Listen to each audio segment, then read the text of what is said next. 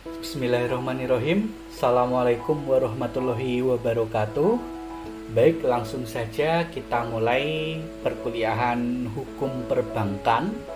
Ini adalah kuliah kedua dan kita akan membahas mengenai pengertian, fungsi, dan macam dari bank. Baik, langsung saja kita mulai perkuliahan kita bersama saya, Afgan Syahreza. Yang pertama, kita bahas dulu mengenai pengertian perbankan. Ini saya ambilkan dari Ensiklopedia Ekonomi yang ditulis oleh Abdurrahman, yaitu pengertian perbankan adalah kegiatan menjual belikan mata uang, surat efek, dan instrumen yang dapat diperdagangkan, penerimaan deposito, pemberian pinjaman, dan lain sebagainya. Nah, jadi kalau perbankan itu adalah kegiatan, itu kata kuncinya ya.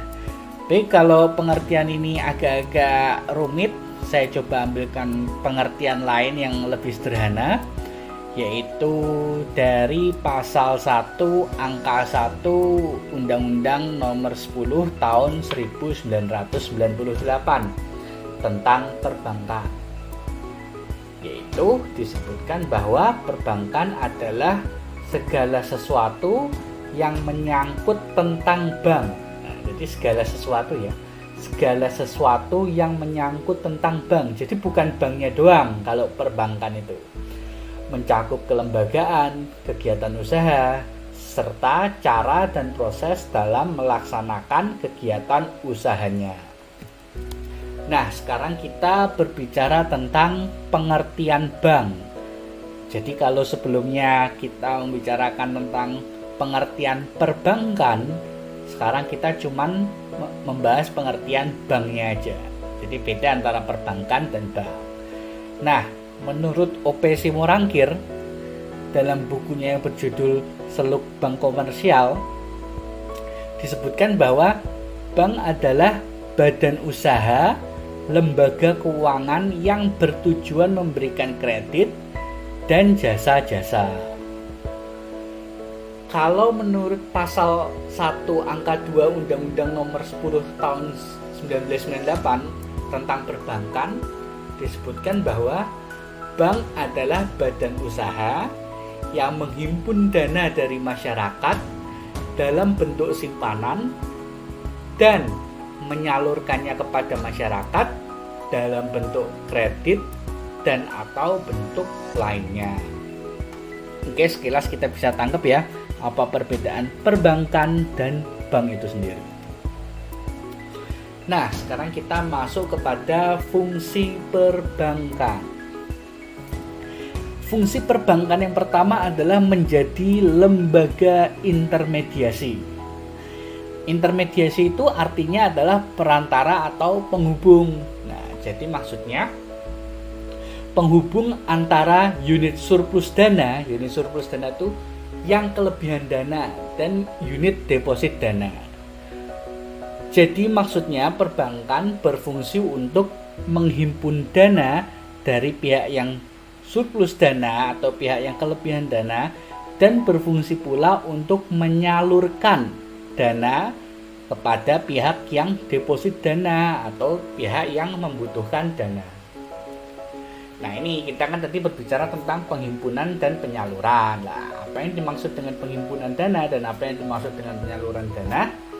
Penghimpunan dana adalah tidak semua instansi atau bahkan perorangan diizinkan untuk menghimpun dana dari masyarakat secara langsung. Kenapa? Gitu kan? Agar terjamin keamanannya. Hanya institusi bank yang dapat menghimpun dana dari masyarakat secara langsung. Jadi kan seandainya yang menghimpun dana itu bukan bank, maka tidak terjamin keamanannya, tidak terjamin hukum, tidak terjamin secara undang-undang. Nah, kalau bank relatif lebih aman, relatif terjamin keamanannya, undang-undang pun juga melindungi. Jadi nggak bisa nih perorangan atau institusi selain bank itu asal-asalan dalam menghimpun dana. Semua ada undang-undangnya, ada peraturannya.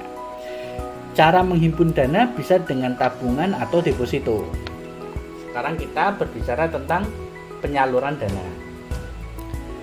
Penyaluran dana bertujuan agar masyarakat yang membutuhkan dana untuk berbagai macam kebutuhan dapat terpenuhi kebutuhannya, sehingga dapat memperlancar kehidupan manusia.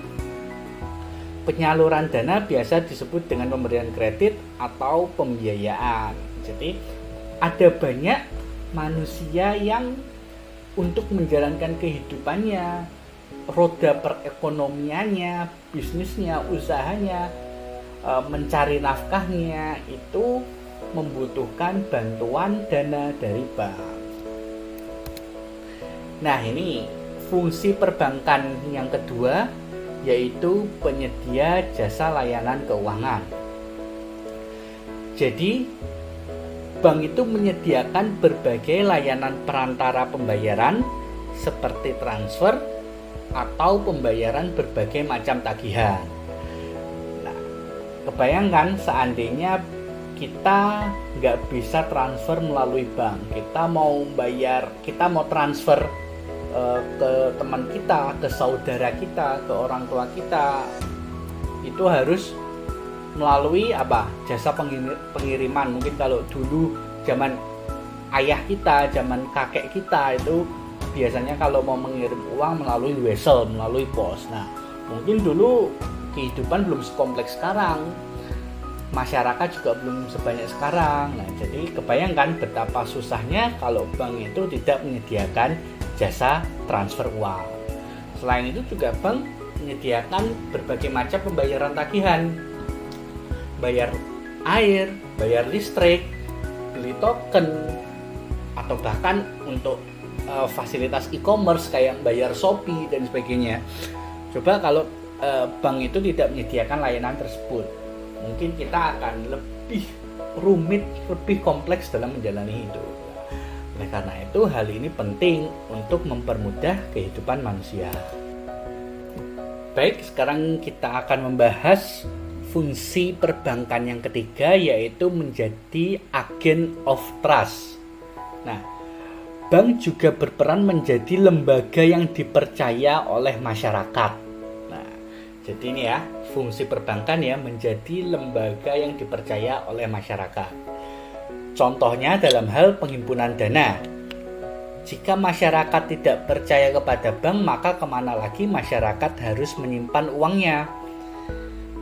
Kalau kepada perorangan lebih tidak dipercaya lagi, atau institusi atau instansi selain perbankan mungkin belum terjamin oleh undang-undang, tidak terjamin keamanannya, tidak terjamin hukumnya.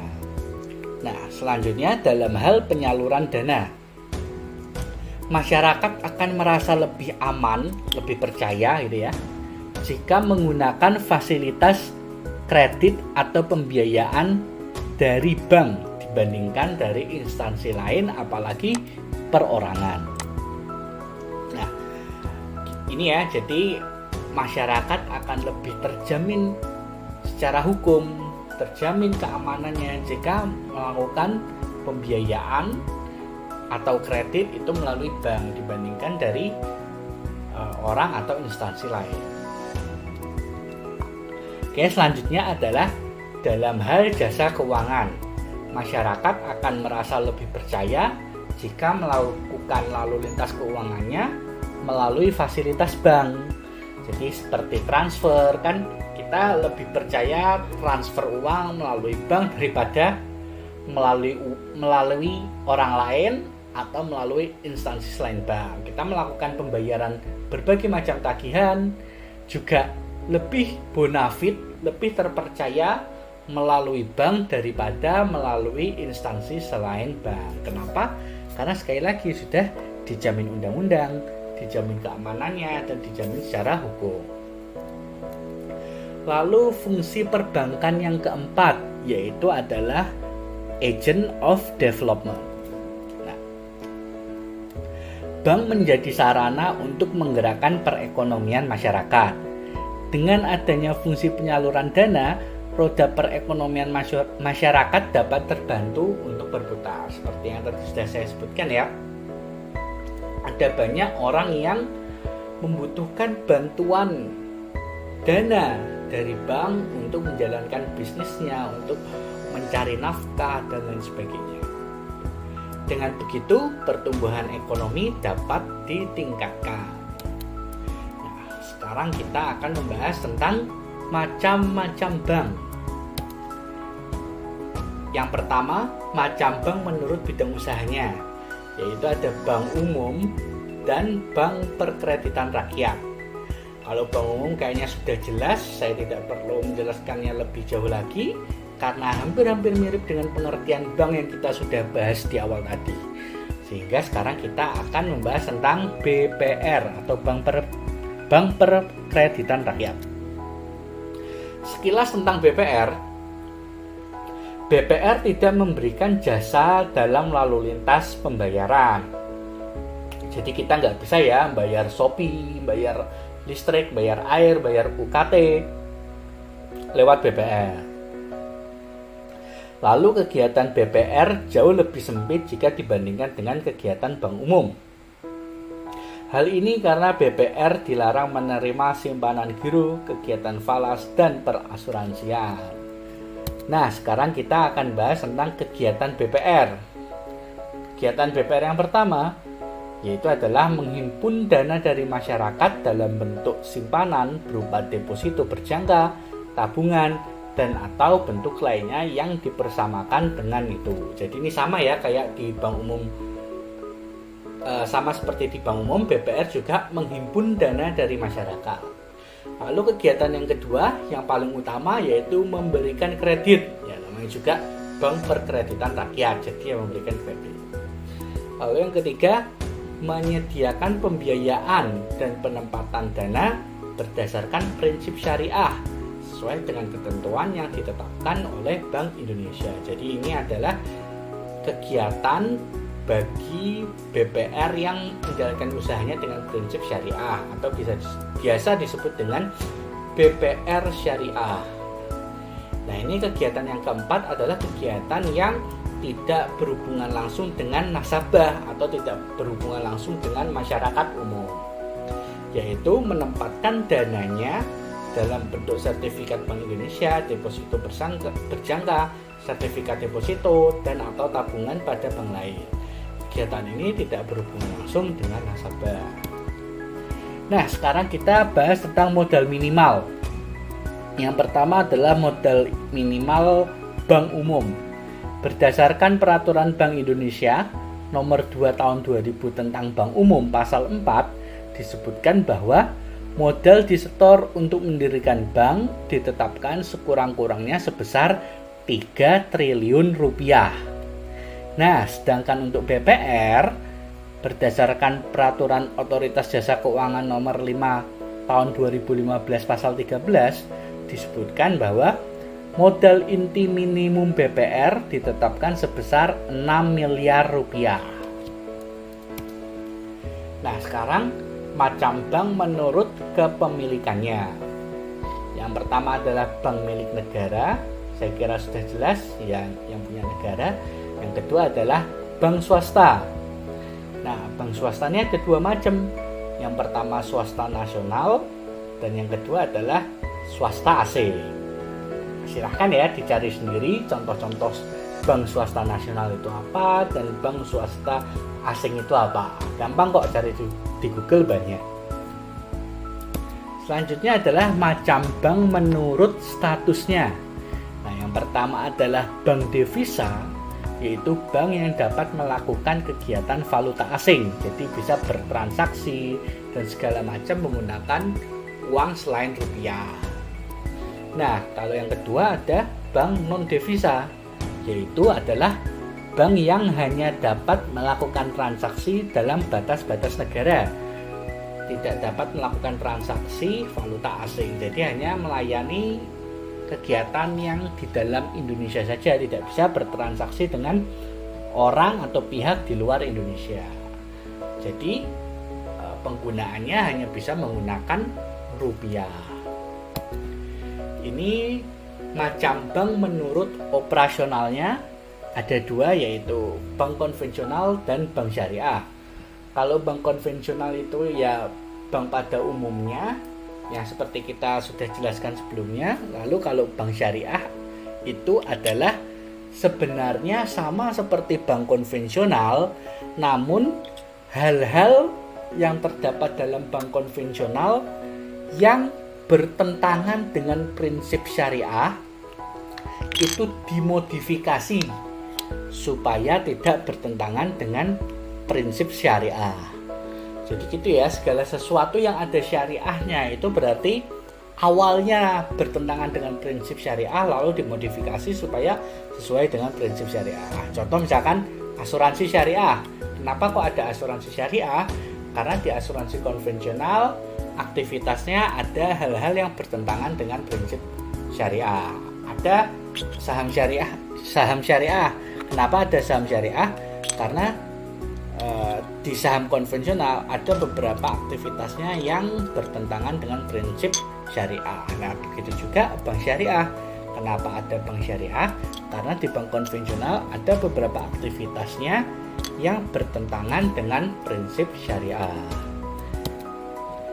Baik, ini adalah landasan yuridis utama ketika kalian mempelajari tentang hukum perbankan, yaitu adalah Undang-Undang Nomor 10 Tahun 1998 tentang perubahan atas Undang-Undang Nomor 7 Tahun 1992 tentang perbankan. Nah, tadi di awal-awal saya memberikan beberapa definisi itu ngambil dari undang-undang ini. Jadi kalian mungkin saya sarankan sekali untuk download undang-undang ini ya.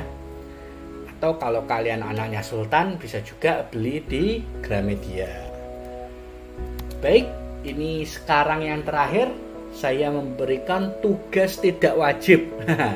Tidak wajib ya, jadi kalian nggak harus mengumpulkan. Tugas ini hanya bagi yang mau tambahan poin saja. Jadi kalau enggak ya nggak apa-apa. Saya nggak akan menghukum, saya nggak akan mengurangi nilai, tapi tidak dapat tambahan poin. Tugasnya apa? Yaitu jelaskan alasannya mana yang lebih kamu pilih untuk digunakan, antara bank konvensional atau bank syariah. Nah, penjelasan tersebut, jawaban dari pertanyaan ini kamu kumpulkan melalui WhatsApp group dalam bentuk voice note atau video, pilih salah satu. Baik, mungkin cukup sekian perkuliahan pada hari ini. Saya ucapkan terima kasih atas perhatiannya. Sampai jumpa di materi berikutnya. Wassalamualaikum warahmatullahi wabarakatuh.